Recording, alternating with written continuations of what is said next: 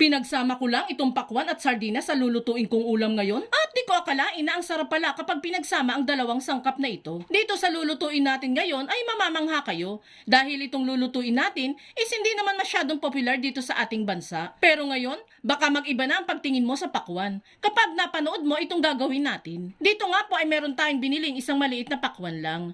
120 pesos na agad itong ganito kaliit sa amin, guys. Napakamahal. Pero susulitin naman natin yung 120 pesos sa pagkakabili natin dyan sa pakwan. Bali, hahati-hatiin ko lang naman itong pakwan dito sa maliliit na hiwa para mas makuha nating maigi yung laman nito. I-slice ko na din dyan yung red part nitong pakwan, then saka ilagay sa isang lagayan. Kukolektahin lang muna natin lahat ng red part dito sa pakwan. Nako guys, kung medyo mura-mura pa sa inyo itong pakwan, gayahin mo na din itong recipe na iluluto natin. Sure akong masisiyahan ka talaga sa resulta.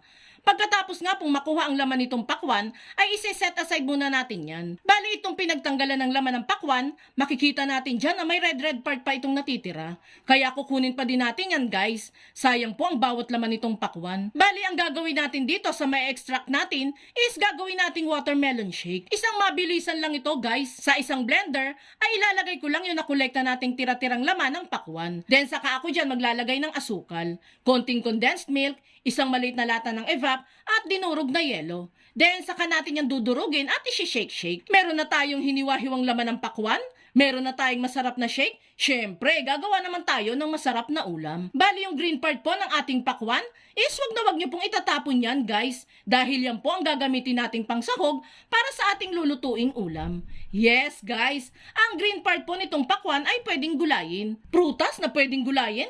Ang gulo, di ba? Bali dyan nga po ay tatanggalin ko lang yung pinakabalat nitong ating pakwan. Masyado na matigas yung balat ng pakwan, guys. Kaya pwede na nating itapon yan or gawing pataba sa lupa. Pagkabalat nga nitong green part ng pakwan, ay pwede na natin yung hiwain into smaller pieces. Pa-strips na lang po ang hiwa na gagawin natin dyan. At kung nakaabot ka sa part ng video natin ito, it means na interesado ka sa pakwan recipe na sinishare natin ngayon. At kung sakali pong magugustuhan ninyo ito, pwede po bang pusuan nyo naman ang video natin? At mag-iwan ka na din po ng comment na, "This is the best pakwan recipe." Maraming salamat po! Pagkahiwa nga nitong mga pakwan, ay maghihiwa na din ako dyan ng sibuyas na pa-slice lang ang hiwa. Sunod na natin ang bawang na pipinuhin lang natin ng very light. And last na itong 2 pirasong kamatis, pa-slice na lang din po ang hiwa natin dyan. Matapos ma-prepare ang mga sangkap, ay pwede na tayong magluto. Dito sa ating kawali ay magpapainit lang muna tayo dyan ng mantikang panggisa. Kapag mainit na, ay pwede nang igisa dito ang sibuyas at bawang. Igisa-gisa lang natin yan hanggang sa lumabas na ang bango nitong ating ginigisa. Then saka natin dyan isusunod ang nahiwang kamatis. Gisa-gisa lang natin yan hanggang sa maluto ng maigi ang kamatis dito. Kapag naluto na ang kamatis dito, ay siya namang lagay natin ng isang lata lang ng sardinas. Any brand naman po ng sardinas ay pwedeng-pwede dito guys. Pagkagisa nga po ng sardinas ay maglalagay na tayo dyan ng pampalasa. Maglalagay lang ako dyan ng patis, seasonings at paminta. Adjust nyo na lamang po ang pampalasa, depende sa preferred ninyong lasa. Halu-haluin at igisa-gisa lang natin yan hanggang sa kumalat na ang pampalasa na inilagay natin. Then saka na natin dyan ihahalo yung green part ng pakwan.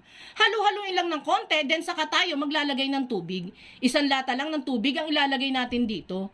Medyo may katigasan pa po kasi ang green part ng pakwan, kaya need pa nating lutuin ng may tubig. Halu-haluin ulit natin yan, then saka takpan. Paminsan-minsan ay buksan at halu-haluin para hindi naman masunog yung nasa ilalim na part. And makalipas ang 10 minuto natin pagluluto dito, ay lumambot na itong mga pakwan. Kita nyo naman guys kung gaano kasarap yan. Wala halos pinagkaiba ito sa upo at sardinas na madalas din nating niluluto.